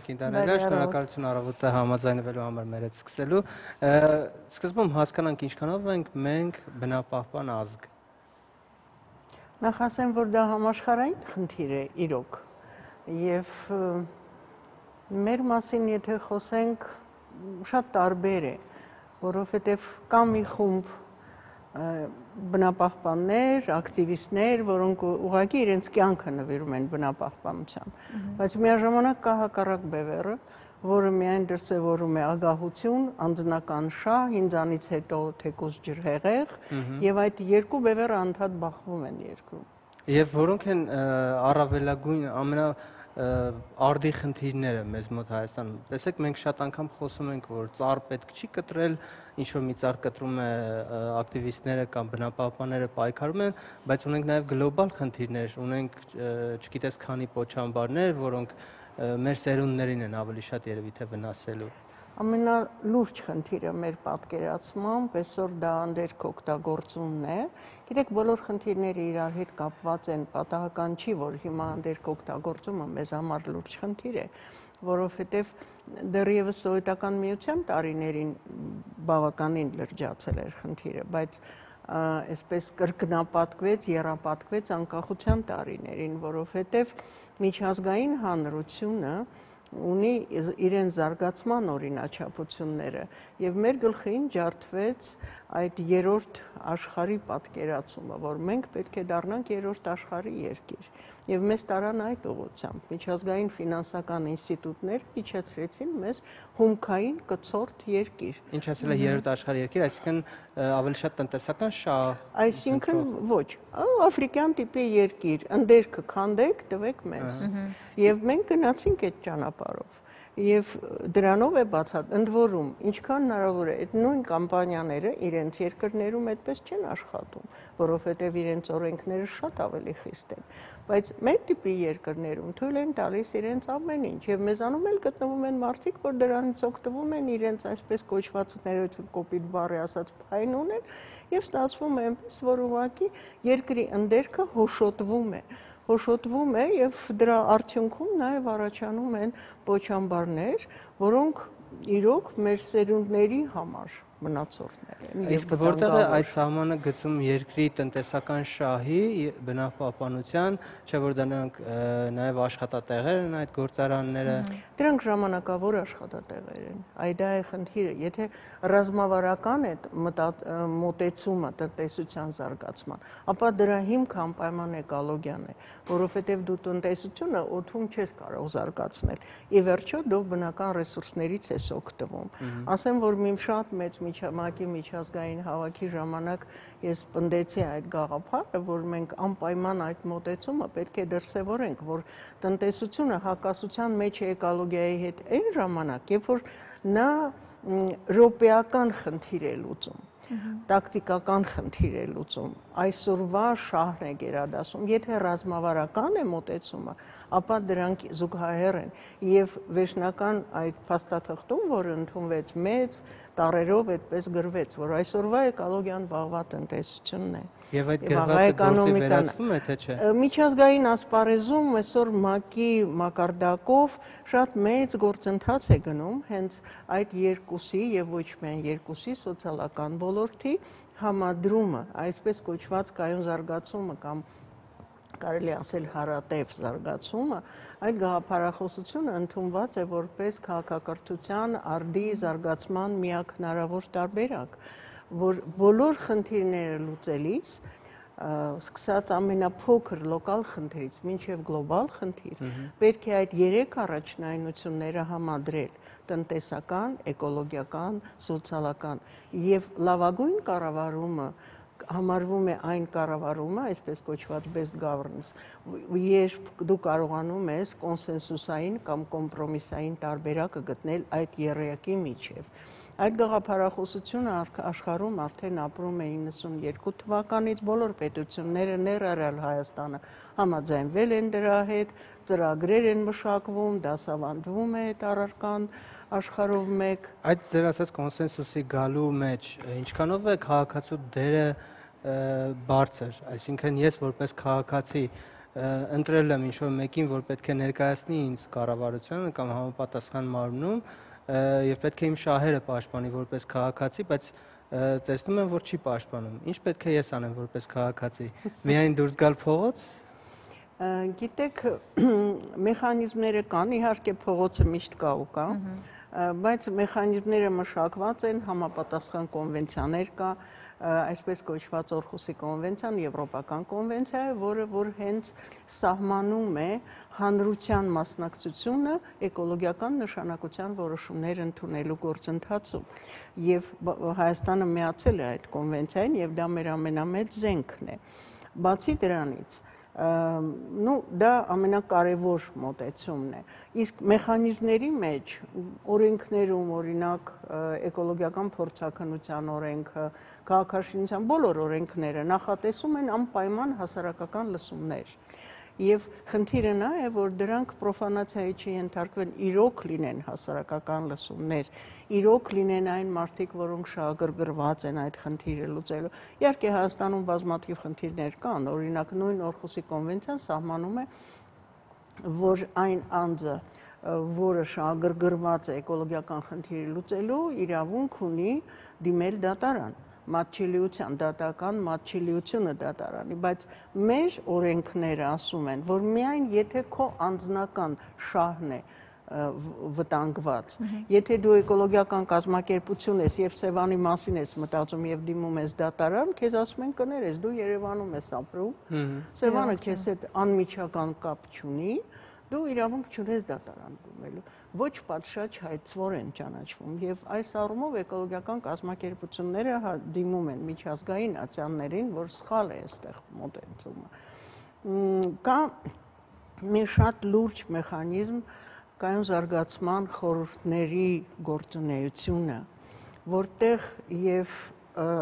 կառավարությունն է ներկայացված եւ շահագրգիռ հասարակայնությունը եւ անկախ փորձագետները եւ բիզնեսը եւ այլն։ Մեզանում նույնպես այդ խորհուրդը գործում է, վարչապետին առընթեր, ես էլ հասարակական հիմունքներով դեռևս դրա քարտուղարն եմ եւ ասեմ, որ շատ հարցեր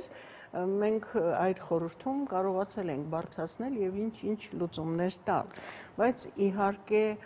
դա պետք է համատարած լինի այդ մոտեցումը եւ դրա համար միշտ բոլոր ՄԱԿ-ի տարբեր փաստաթղթերում նշվում է, որ որոշում ընդունող անձինք պետք է լինեն, այդ մենթալությունը պետք է ունենան եւ այդ ձգտումը դեպի կայուն զարգացում պետք է ունենան։ Քանի դուք այդ խորհրդի քարտուղարն եք, մենք բազում հարցեր ունենք ձեզ, բայց այդ մասին կխոսենք կարճատև գովազդից հետո։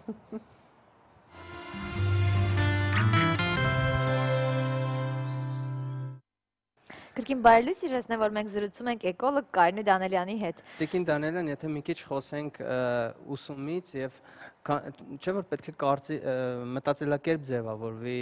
աշակերտական տարիքից, ուսանողական տարիքից, վերջը կառավարիչները ապագայում հենց այդ աշակերտներն են դառնում։ Եթե մեզ մոտ ձևակերպված լինի այդ մտածելակերպը, կարծում խնդիրներն է որոշ չափով լուծված կլինեն։ Մանկապարտեզի դպրոցից ինչու չեն զբաղվում այդ հարցի շուրջ։ Իհարկե խնդիր կա, երբ ես մտնում եմ լսարան եւ ներկայացնում եմ ինչպես պետք է լինի, անպայման ուսանողներից մեկը ասում է Տիկին Դանելյան, իսկ դուք տեսել եք եւ լրիվ հակառակ մի երևույթ ներկայացնում է պրակտիկայից։ Իհարկե ուսումը պետք է լինի, բայց այդ բախումը պրակտիկայի չպետք է լինի եւ այս առումով ինչ եմ ուզում ասել, որ 10 տարին մեկ ՄԱԿ-ը ամփոփում է մոլորակի անցած ճանապարհը, քաղաքակրթության անցած ճանապարհը այս ոլորտում եւ հենց վերջերս 12 թվականին այսպես կոչված Rio +20 գագաթաժողով տեղի ունեցավ Ռիո դե Ժանեյրոյում, որտեղ Հայաստանի պատվիրակությունը մենք էլ մասնակցեցինք եւ ամփոփումը եղավ հետեւյալը, որ չնայած շատ մեծ աշխատանք է իրականացվում եւ իրոք երկրներ կան, որ հսկայական գումարներ են ծախսում, Ճապոնիան է, Գերմանիան է, եվրոպական որ շատ երկրներ, Միացյալ Նահանգները, Կանադան եւ այլն, բայց մոլորակում տեղի ունեցող բացասական փոփոխությունները ակնհայտ առաջանցիկ են, մենք չենք հասցնում հետևից եւ կոչ արեցին միջազգային հանրությանը ավելի ընդլայնել, արագացնել, ակտիվացնել գործունեությունը այսպես կոչված կանաչ էկոնոմիկայի ուղղությամբ, որի հիմքը էկոլոգիան է, իսկ նպատակը կայուն զարգացումը։ Եվ հիմա աշխարհում տարածվում է, այսպես ընդլայնվում է այսպես կոչված post Rio +20 գործընթացը եւ մենք էլ ենք դրան միացել։ ստեղծվել է հատուկ հանձնաժողով կայուն զարգացման խորհրդին առընթեր, որտեղ այդ ձեր ասած մասնակցությունը կեսը կառավարության ներկայացուցիչներն են, մյուս կեսը լրիվ իրավահասար իրավունքով հասարակության ներկայացուցիչներն են, էկոլոգիական հասարակական կազմակերպությունների, նաև ընդգրկված են անկախ փորձագետներ եւ հիմնական բոլոր խնդիրները, որոնք ծառացել են մեր երկրի առջև, մենք դրել ենք, ՄԱԿ-ն էլ աջակցում է, փորձում ենք այդ ուղղությամբ հիմա զարգացնել։ Մի բլոկը հենց կրթությունն է։ Լավ։ Տիկին Դանարյան, եկեք վերադառնանք մայրաքաղաք։ Հրաշալի է, որ այդ ամենը կա իրականում, բայց այդ ամենը ինչքանով է գործում կոնկրետ խնդրին։ Ենթադրենք, Երևանում ինչ որ հատված կանաչ քանդվում է եւ կառուցվում է մասնավորի շահի համար ինչ որ օբյեկտը հայերեն բառը արդեն դարձել, ինչքանով է այդ ձեր ասած այդ ամբողջ համաշխարհային ՄԱԿ-ը, չգիտեմ, մնացած համաժողովները, քննարկումները ազդում կոնկրետ այդ խնդրի վրա։ Գիտեք, այս անկախության տարիները ինձ հուշեցին հավանաբար, որ մեր պատմության ձախողումների հիմքը այն է, որ մեզանում միշտ գտնվում են մարդիկ, ներեցեք կոպիտ բառի համար, որոնք զորբամարտիկ են եւ որոնց անձնական շահը գերակշռում է հանրային շահը եւ իրենք կարողանում են իրենց անձնական շահը տանել առաջ։ Բոլոր ոլորտներում մարդիկ են այդ։ Եվ բարձանում են որոշում կայացնելու մակարդակի եւ բոլոր ոլորտներում այդ խնդիրն է մեր խոչընդոտը եւ նույն խնդիրը խոչընդոտն է էկոլոգիայի ոլորտում։ Հիմա ինչպես կարելի է բացատրել, որ երիտասարդական պալատի տեղը քարհանք է գործում։ Մենք հիմա այդ հարցը դնելու ենք քաղաքապետարանում, ասեմ, որ նաև քաղաքապետարանում ձևավորվել է հասարակական էկոլոգիական հանձնաժողով։ Մենք փորձում ենք հարցեր բարձրացնել, բայց որ ասեմ մեծ նվաճումների ենք հասել, չնայած դրական ազդեցություն կա։ Տիկին Դանարյան, մայրաքաղաքում կարծես թե 20-ից ավելի հանքեր են գործում։ Բավականին լուրջ խնդիր է։ Այո, մենք մոտական նիստին այդ հարցը նաև դնելու ենք, շատ են կուտակված այդ խնդիրները եւ քայլ առ քայլ իհարկե պետք է լուծվեն։ Բայց մենք պարբերաբար խոսում ենք այդ խնդիրների շուրջ եւ լուծում չենք ստանում։ Գիտեք, մեզ հաջողվեց ընդգրկել Երևանը միջազգային ցանցի մեջ, տեղական ինքնակառավարման մարմինները հանուն կայունության եւ այստեղ մենք հույս ունենք, որ այն դրական փորձը, որը հիմա շատ քաղաքներ ունեն, Երևանը նույնպես կընդգրկի իրեն մեջ եւ այդ ուղղությամբ հիմա աշխատանք արվում է։ Տեսնենք ինչ կլինի, բայց բոլոր դեպքերում այդ հասկացությունը պետք է լինի, դուք շատ ճիշտ եք, մենթալությունը պետք է փոխվի մարդու։ Եվ ընդ որում դա միայն Հայաստանի խնդիրը չէ, հոդվածներում, եթե առաջ դա կատակով էր գրվում, հիմա շատ լուրջ է այդ մոտեցումը, որ միգուցե մենք հասել ենք այն դինոզավրների մակարդակին, որ արդեն խանգարում ենք մոլորակի բնականոն զարգացմանը եւ մոլորակը եւ տիեզերքը մեզ ոչնչացնելու է որպես տեսակ։ Եվ մենք տեսնում ենք ինչպես բնական աղետները գնալով աճում են, թե իրենց ուժգունությունը, թե քանակը, բոլորն են անհանգստացած։ Եվ այս առումով Հայաստանը իրոք շատ լուրջ մոտեցումներ պետք է դրսևորի եւ դուք ճիշտ եք, որ հիմքը կրթությունն է, մենք այստեղ խնդիրներ ունենք։ Տեսեք, դուք ասացիք, որ քաղաքապետարանին առընթեր ինչ-որ հանձնաժողով, ինչ-որ ներկայացրել եք, դա ասում եք, որովհետև դա ձեզ ենք հարցնում, թե բնապահպանության նախարարությունը համապատասխան քայլերի չի դիմում։ Այսինքն դուք կոմպետենտ մարդ չեք, որ խոսեք բնապահպանության նախարարության անունից, ճիշտ եմ հասկանում։ Չէ, ես իրավունք չունեմ նախարարության անունից խոսել, որովհետև ես այդտեղ չեմ աշխատում, բայց քաղաքապետարանը ունի իրեն գործառույթները շատ հարցերում, հարցերը ինքը կարող է լուծել առանց բնապահպանության նախարարության, չնայած նախարարությունը իհարկե ազդեցություն անպայման այդ գործընթացների վրա պետք է ունենա։ Իսկ եթե զուգահեռներ տանենք այն տարիների հետ, որ դուք եք եղել բնապահպանության նախարար 90-ականների սկզբերին։ Գիտեք, սարսափելի տարիներ էին, որովհետև պատերազմ էր, եւ այդ պարագայում եթե Սևանից ջուր էր իջեցվում եւ ես գալիս էի կառավարություն, ասում էի, ես ինչ եք անում, ասում էին, լավ, դու ինչ ես ուզում, ազգը վերանա, բլոկադայի մեջ էինք, էլեկտրականություն չկար եւ ծառահատում, ինչ ես ուզում, ազգը վերանա, Սևանդ մնա, անտառները մնան։ Իսկ ինչպես է զգում է դեպքում Սարսափելի է, ես դրա համար բնապահպանը ինչպես է զգում իրեն այդ դեպքում, երբ որ ընտրություն կա, վերացնել մի կետի պահել երկու պանդա, թե չէ։ Ես շատ ծանր հիվանդացա, համարյա մահամերձ էի այդ պարագայում, որովհետև այդ ապրումները անվերջ էին։ Իսկ հիմա ինչ վիճակ է Սևանում, կարող եք մի քանի տեղեկություն տալ։ Գիտեք, ես բերել եմ հենց մեր ուսումնասիրությունները այդ ուղղությամբ, ուրեմն հենց վերջերս ՄԱԿ-ի պատվերով մենք ակադեմիական ինստիտուտների հետ հատուկ ուսումնասիրություն արեցինք Սևանալճի եւ համոզվեցինք, որ շատ ճիշտ է մակարդակի բարձրացումը, չնայած իհարկե մեծ գիտական աշխատանքներ արվել էին, որի հիմքի վրա որոշվել էր, որ Սևանի մակարդակը պետք է բարձրանա, իհարկե բարձրանա մաքուր ջրով, չնայած ասել, որ մեզ հաջողվեց մաքուր ջրով բարձրացնել սխալ կլինի, ափերը լավ չպատրաստվեցին, շատ խնդիրներ եղան, բայց բոլոր դեպքերում Սևանը այնքան ներուժ գտավ իրեն մեջ, որ այդ ջուրը ընդունելով բոլոր ցուցանիշները այն ժամանակ 11 թվականին 12-ին մեր ուսումնասիրություններն էին կենտրոնական մասերում լճի որակը ջրի խիստ լավացավ, հիմա արդեն ափամերձ մեծ մասը ափամերձ տարածքներում նույնպես դրական էֆեկտ ունենք։ Մենք շատ տխրած ենք այն որոշումից, որ կառավարությունը ընդունել է եւ մտել է մուտք է գործել ազգային ժողով փոփոխություն մտցնել Սևանի մասին օրենքին, որովհետեւ եւ 5 տարով ավելացնել Սևանի ջրառը։ Իհարկե հիմնավորումը մի կողմից ճիշտ է այն առումով, որ պետք է լուծել Արարատյան դաշտի ստորգետնյա ջրերի խնդիրը, որովհետև բայց դա էլ զարմանալի է, թե ինչպես հնարավոր էր, որ 7 տարի անընդհատ շատ ավելի շատ ջուր է վերցվել ուրեմն ստորգետնյա ավազանից արտեզյան գնալով աճել է այդ քանակը ի վերջո համարյա կրկնակի ջուր ենք վերցրել, քան իրավունք ունեինք եւ այստեղ մենք շատ լուրջ խնդիր ունենք Արարատյան ջրավազանում, որովհետեւ մակարդակը իջել է 3-ից մինչեւ 13 սանտիմետր տարբեր տեղերում անապատացման վտանգի առաջ է կանգնած Արարատյան դաշտը։ Եվ հիմա ուզում ենք կոմպենսացնել նրանով, որ Սևանից ջուր ենք բաց թողնում լրացուցիչ, որպեսզի ոռոգենք։ Բայց սա մի երևույթ է, որ մի սխալով փորձում ենք մյուս սխալը լուծել, մեր պատկերացմամբ էկոլոգների դա դրական երևույթ չէ, եւ Սևանը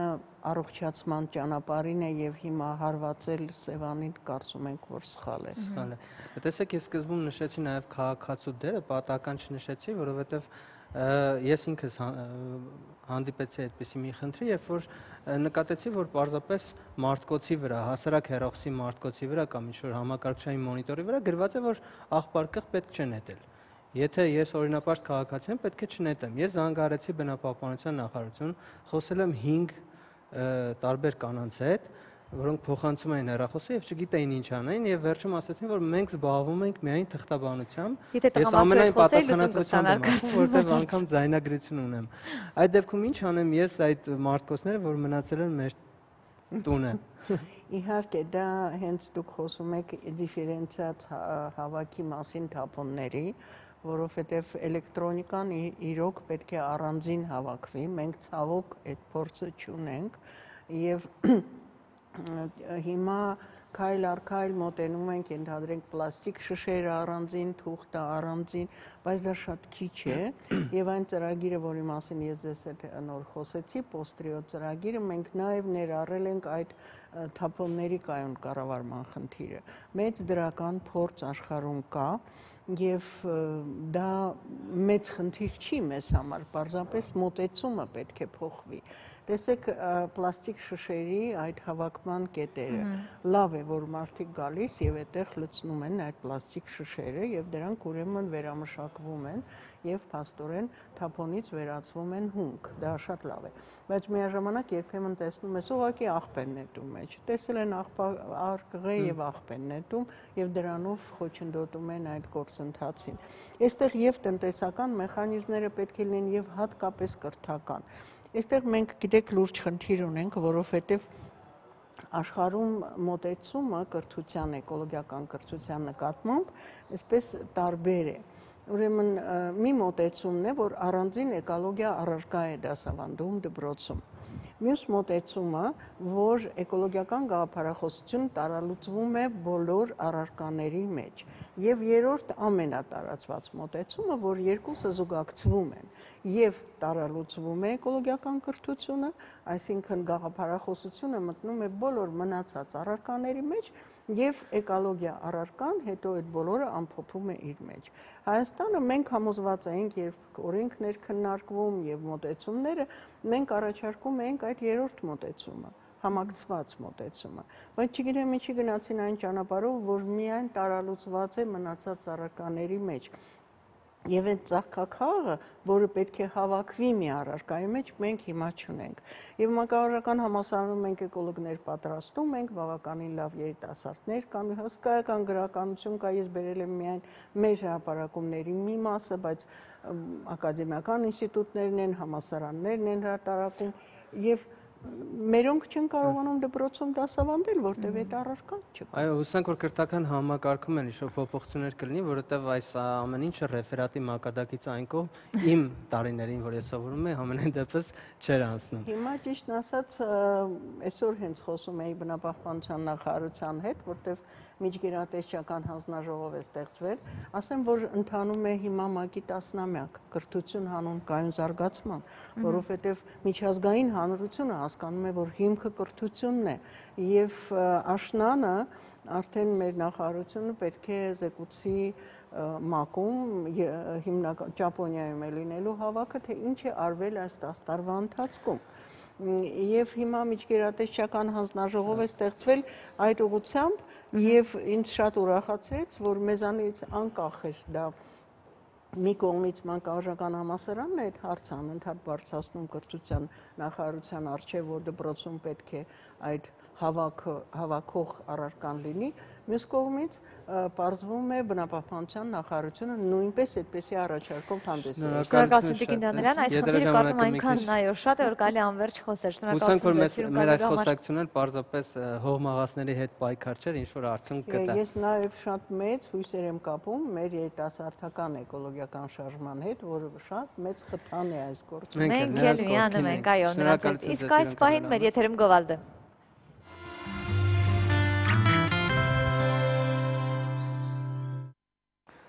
Շարունակենք սիրելի հեռուստադիտողներ, բնապահպանական թեմաներից անցնենք գույներին։ Գիտնականներն ապացուցել են, որ տարբեր սեռերի ներկայացուցիչների ուղեղում գույնի ընկալումը խիստ տարբեր է։ Տղամարդիկ եւ կանայք աշխարհն իսկապես տարբեր կերպ են տեսնում։ Տղամարդիկ մեծ դժվարությամբ են տեսնում դեղինը, կանաչը եւ կապույտի երանգները։ Նուրբ այդպես sense լողում եք գույների մեջ։ Համաձայն եմ, նոր գույները չենք տեսնում։ Ընկալման տարբերությունների պատճառը աչքի կառուցվածքի տարբերությունը չէ, այլ պայմանավորված է ուղեղի գործառույթներով։ Այնպես որ ավելի լավ է սենյակի պատերի ներքի գույնի ընտրությունը վստահել կանանց,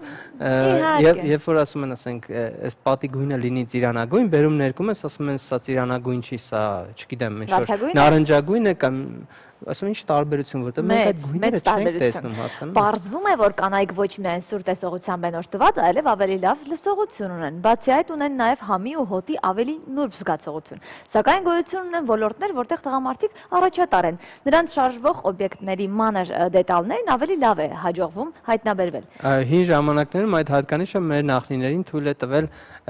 լավ որսորդություն անել, այնպես որ տղամարդիկ գոնե լավ որսորդներ են։ Դիտենք տեսանյութը, որը պատմում է դալտոնիզմի մասին։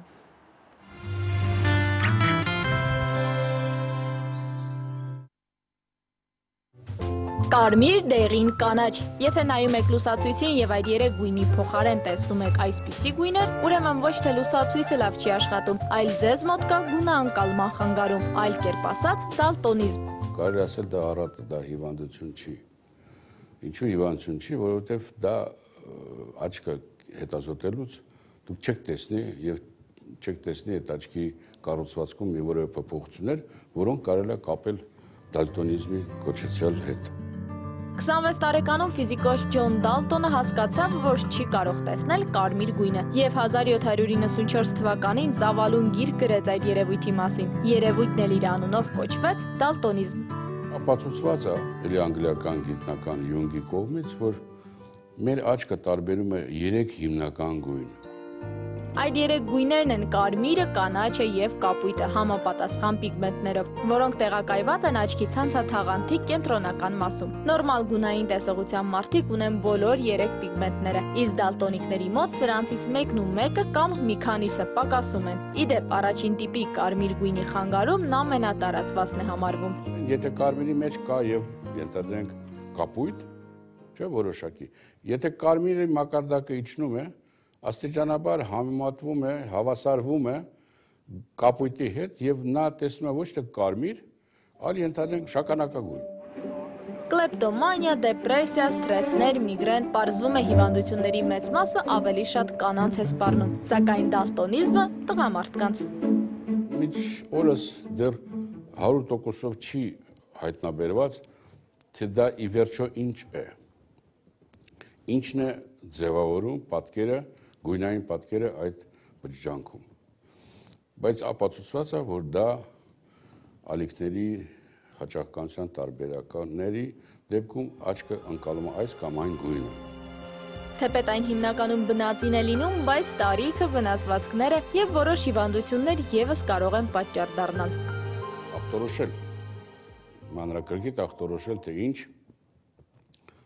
ձևի է, ինչ կարգի է, բայց փոխել դա հնարավոր չէ։ Հասկանում եք, դա նյութական չի։ Դրա համար ես ասեմ վիճակ, այլ ոչ թե հիվանդություն։ Մտածում եք ձեզ մոտ դալտոնիզմի երևույթը առկա է թե ոչ, պարզենք միասին։ Եթե դուք այս նկարներին նայելով տեսնում եք 8, 29, 5, 3, 15, 74, 6, 45, 5, 7, 42 թվերը, ուրեմն դուք գույները շատ լավ եք տարբերում։ Իսկ եթե ոչ խուճապի մատնվել, պետք չէ որ դալտոնիզմը չխանգարեց երկիր Ջորջ Մայքլին, ռեժիսոր Քրիստոֆեր Նոլանին դառնալ հայտնի, անսովոր տաղանդավոր դարձրեց Վան Գոգին եւ միլիարդատեր Մարկ Ցուկերբերգին։ Ես դալտոնիկ եմ եւ միայն կապույտ գույներն եմ տեսնում։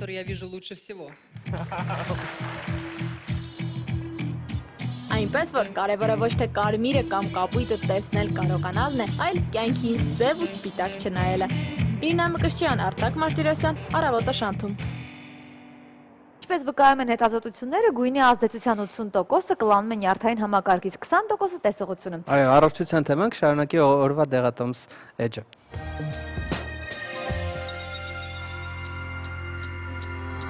Հուլիսի 28-ը հեպատիտների դեմ պայքարի միջազգային օրն է, սակայն այդ մասին պետք է խոսել ամեն օր։ Այսօր թեև հուլիսի 28-ը չէ, բայց մենք խոսելու ենք հեպատիտ C-ից եւ տեսնենք, թե տան պայմաններում ինչպես կարելի է այն կանխարգելել։ Այդ հարցում մեզ կօգնի Մարիամ Վահանյանը։ Բարի լույս, Տիկին Վահանյան։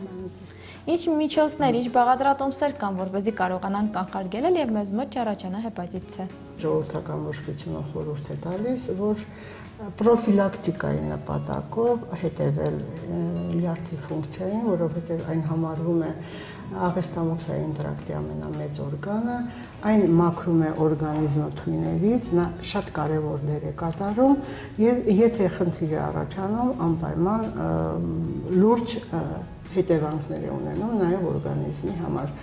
Այդ պատճառով պետք է տարին 1-2 անգամ կատարել լյարդի ջուբար, ինչը ինքը իրենից ներկայացնում, պետք է նախապես խմել վեղամոխ թեյ տաք վիճակով, ընդ որում առավոտյան ժամը 6-ին, դնել տաք ջեռակ լյարդի շրջանում, կես ժամ հետո լյարդը արդեն իր լեղին բաց է թողում, այնուհետև պետք է սկսել խմել լիմոնի եւ նարինջի թարմհյութը, 15 րոպե հետո խմում են բուսակային յուղ։ Եվ մոտավորապես 45 րոպե հետո անպայման պետք է կատարվի աղիների խորլվածում, որովհետև լյարդը երբ իր տոքսինները տալիս է օրգանիզմ, այդ ժամանակ առաջանում է թունավորում, ինտոքսիկացիա, պետք է այդ տոքսինները անպայման դուրս բերվի օրգանիզմից։ Ժողովրդական բժշկությունը նաև խորհուրդ է տալիս օգտագործել մեղվակաթի եւ մեղրի բաղադրությունը, ինչպես պետք է օգտագործել, վերցնում ենք ուղղակի մեղվակաթ 20 գրամ եւ ավելացնում 30-ից 40 գրամ, այդ հարաբերությամբ իհարկե մեղր եւ բաղադրությունը պատրաստ է պատրաստ լինելուց հետո, խառնելուց համասեր դարձնելուց հետո պետք է օգտագործել մեկ թեյի գթալ ամեն առավոտյան։ Շնորհակալություն օգտակար խորհուրդների համար, իսկ մենք չմոռանանք, որ հիվանդության լավագույն ընկերները վատատեսությունն ու հուսահատությունն են։ Մեզանից հեռու բանենք այդ երկու թշնամիներին։ Ավարտվեց մեր էկոլոգիական եթերը, դու Պահպանեք ձեր շրջապատող կանաչիցը տեսություն։ Ես գնամ ծարտնկեմ ու տուն պատրաստեմ։